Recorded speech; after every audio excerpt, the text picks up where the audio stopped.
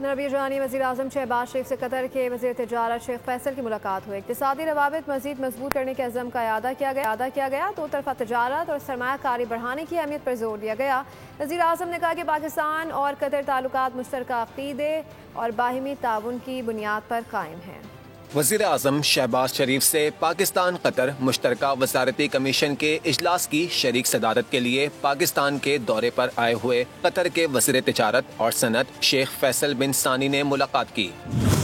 वज़ीर आज़म ने कहा, पाकिस्तान और कतर ताल्लुकात मुश्तरका अक़ीदे, इक़दार और बाहमी एहतराम पर मबनी हैं।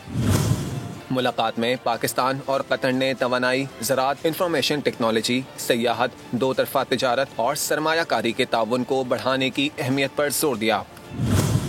कतरी सरमायाकारों को SIFC के तहत ताउन की नई राहें तलाश करने की दावत दी। शेख फैसल बिन सानी बिन फैसल अल सानी ने कतरी क़यादत की जानिब से नेक ख्वाहिशात का इजहार किया। कतरी वज़ीर तिजारत ने पाकिस्तान के साथ इक़्तिसादी रवाबित को मज़ीद मुस्तहकम करने के लिए कतर के अज़म का इयादा किया। सब्सक्राइब करें और बेल दबाएं ताकि कोई खबर रह न जाए।